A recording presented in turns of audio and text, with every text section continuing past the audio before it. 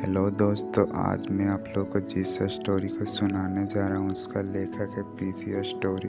एक गांव में एक राजा रहता था जो बहुत अच्छा था, लेकिन राजा के गांव से कुछ दूर में एक छोटा सा गांव था।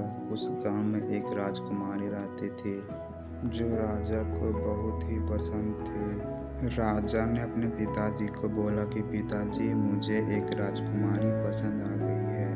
राजकुमार के पिताजी ने पूछा कि बेटा, यार राजकुमारी का घर कहाँ पे है, कौन से गांव में रहती है। फिर राजकुमार बोला, पिताजी मैं हम लोग गांव से कुछ दूर में गांव नहीं है, मोहनपुर गांव, उसी गांव में राजकुमारी रहती है। राजकुमार के पिताजी ने बोला, ठीक है बेटा, मैं जाऊंगा मोहनपुर और राजकुमारी के पिताजी से बात करूंगा।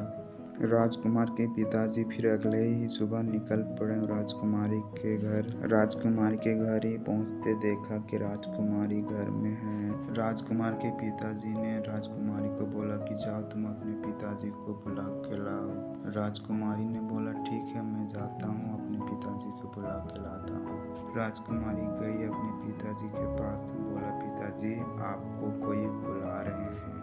राजकुमारी के पिताजी ने बोला कि मुझे कौन बुला रहा है। फिर राजकुमारी बोली कि पिताजी मुझे नहीं पता कौन है, कोई आए हैं आपको बुला रहे हैं। राजकुमारी के पिताजी ने बोला, ठीक है मैं जाता हूँ। फिर राजकुमार के पिताजी राजकुमार के पिता के पास आए और पूछे, आप कौन हो, आपको क्या काम है।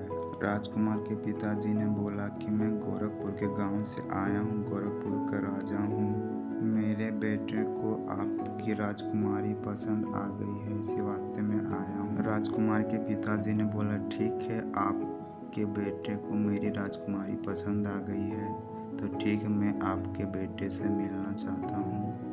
राजकुमार के पिताजी ने बोला, ठीक है आप मेरे बेटे से मिलना चाहते हो, आप मेरे घर आ जाइएगा।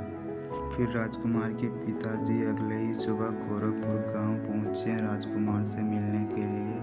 फिर राजकुमार के घर गए, राजकुमार से मिले और बात किए। राजकुमार के पिताजी से बोले कि मुझे तो राजकुमार पसंद है, लेकिन मेरी बेटी को पूछना पड़ेगा। फिर राजकुमार के पिताजी अपने राज्य वापस लौट गए मोहनपुर। फिर आए घर, उसके बाद अपनी बेटी से पूछा कि बेटी तो क्या तुम शादी करना चाहती हो अभी। राजकुमारी बोली कि हाँ पिताजी, मैं अभी शादी करना तो चाहता हूँ, मेरे को वैसा राजकुमार मिलना चाहिए मुझे जो किसी से ना डरे। फिर राजकुमार के पिताजी ने बोला कि ठीक है, मैं एक राजकुमार को देख कर आया हूँ, क्या तुम उस राजकुमार को देखना चाहती हो। राजकुमारी बोला, ठीक है पिताजी, उस राजकुमार को बुलाइए, मैं देखना चाहता हूँ। राजकुमार को बुलाया गया राजकुमारी के घर। राजकुमार के घर आने के बाद राजकुमारी से बात की। राजकुमारी ने बोला कि राजकुमार, क्या तुम मुझे पसंद करते हो। राजकुमार ने बोला कि हाँ मैं तुझे पसंद करता हूँ, बहुत ही ज़्यादा। राजकुमारी ने बोला कि क्या देख के तुम मुझे पसंद करते हो। राजकुमार ने बोला कि मैं तो तुझे बहुत ही पहले देखा था, बहुत अच्छी थी, उसी समय से मैं आपको पसंद करता हूँ। राजकुमारी ने बोला कि मैं तुझे जो बोलूँगी अब तुम करोगे। राजकुमार ने बोला, हाँ तुम जो बोलोगी मैं वो करने के लिए तैयार हूँ। राजकुमारी ने बोला कि मेरे गांव से दूर में एक छोटा सा गांव है, उस गांव में एक राजा रहता है, वो राजा बहुत ही दुष्ट है, गांव वालों को हमेशा परेशान करता है, क्या तुम उस परेशान को सॉल्व कर सकते हो। राजकुमार ने बोला कि हाँ मैं उस परेशान को सॉल्व। उसके बाद राजकुमार अपने घर आया। फिर अगले ही सुबह उस राज्य गया जिस राज्य में दुष्ट राजा रहता था। उस राज्य जाने के बाद राजा से बात करने की कोशिश की, लेकिन राजा बहुत दुष्ट होने के कारण उस राजकुमार से राजा बात नहीं किए। फिर राजकुमार लौट के आए। फिर अगले ही सुबह अपने जितने भी सैनिक के साथ सभी सैनिक के साथ राजकुमार गए, उस राज्य को हमला कर दिए। उसके बाद हमला होने के कारण उस राजा ने फिर माफ़ी मांगा सारे गांव वालों से।